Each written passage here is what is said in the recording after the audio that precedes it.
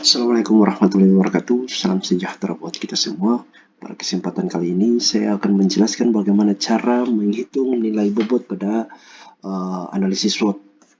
Baik, uh,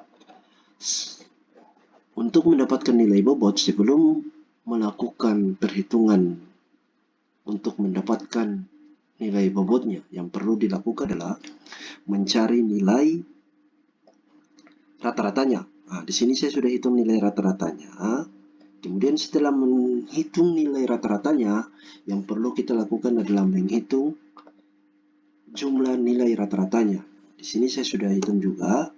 Setelah kita menghitung nilai rata-rata, setelah kita menghitung nilai atau menjumlahkan nilai rata-ratanya dari faktor eksternal dari faktor internalnya, yang pertama adalah faktor internal kekuatan. Untuk menghitung nilai rata-ratanya, nilai rata-rata yang dimaksudkan sini adalah nilai rata-rata jawaban responden setiap item pertanyaan. Nilai rata-rata jawaban responden setiap item pertanyaan. Jadi setiap item pertanyaan itu nilai rata-rata jawaban responden itu berapa. Nah, itu tujuan dari menghitung nilai rata-ratanya. Kemudian ini adalah jumlah dari keseluruhan jawaban responden pada setiap item pertanyaan. Nah, selanjutnya kita dapat menghitung nilai bobotnya. Nah, cara menghitung nilai bobot adalah nilai rata-rata atau nilai mean dari jawaban responden per item pertanyaan. Nah, jadi item pertanyaan pertama dibagi dengan total rata-rata seluruh item pada suatu faktor atau suatu faktor. Yang di sini faktor kekuatan. Ya. Jadi hasilnya sebesar 0,14.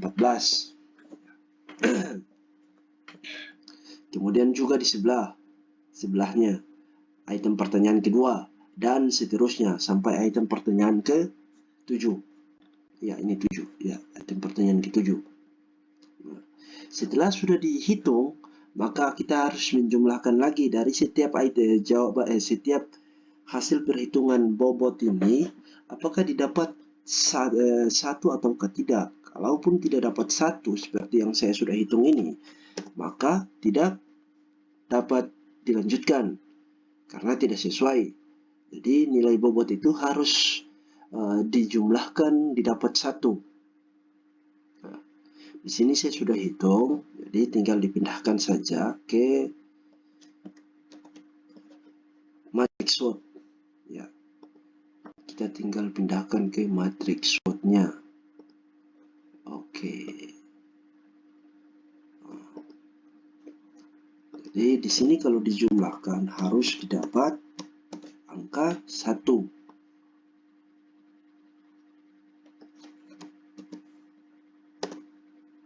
Ya, itu harus dapat 1. Nah, begitu juga pada faktor internal pada kelemahan. Kelemahan juga kita buat seperti itu. Yang pertama adalah kita menjumlahkan nilai rata-rata dari jawaban responden per item pertanyaannya. Kemudian kita menjumlahkan keseluruhan dari nilai rata-ratanya. Ini kita rata. Nah, kemudian setelah itu maka kita dapat menghitung nilai bobotnya. Nilai bobotnya sama juga seperti tadi. Kita menghitung pada faktor kekuatannya.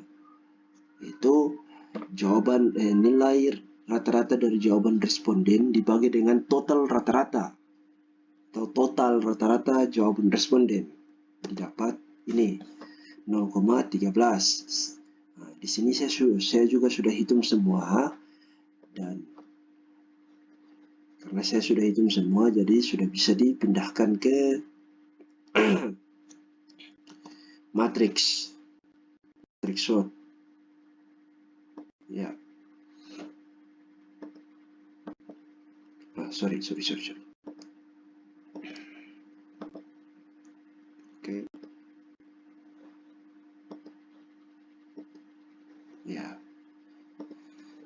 Setelah kita sudah menghitung semua, ini juga sama. Kemudian di faktor eksternal ancaman juga sama. Setelah kita menghitung nilai bobotnya, yang perlu kita lakukan adalah perhitungan antara bobot atau rating, bobot dikali dengan rating, atau rating dikali dengan bobot. Ya, kita membuat pengkalian di sini. Setelah kita lakukan pengkalian, di sini kita menjumlahkannya.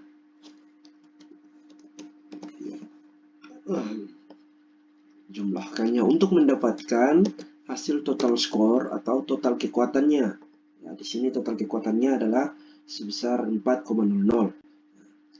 Begitu juga dengan kelemahan, peluang, dan ancaman. Sama perhitungannya.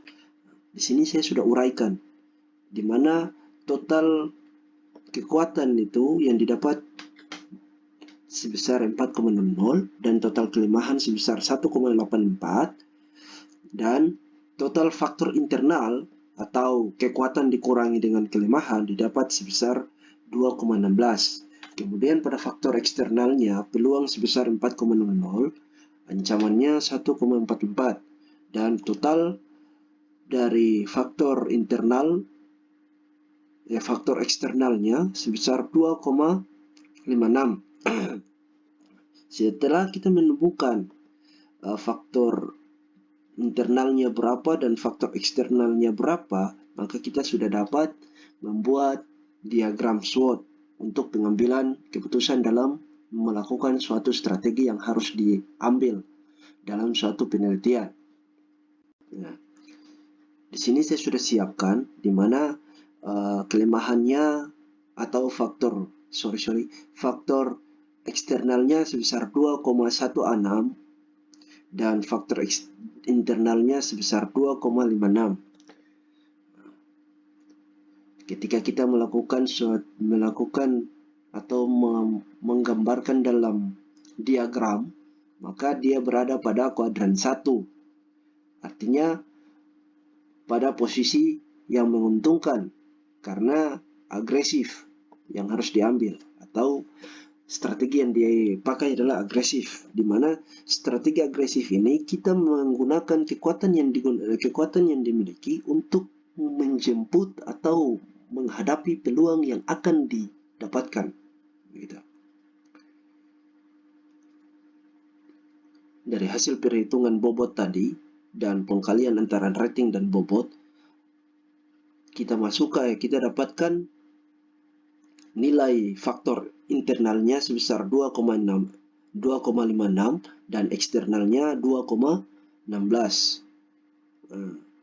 Sehingga ketika kita gambarkan dalam diagram SWOT seperti yang Anda lihat pada video ini, bahwa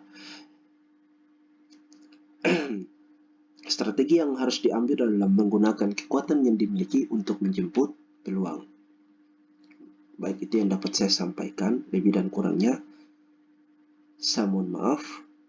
Assalamualaikum warahmatullahi wabarakatuh.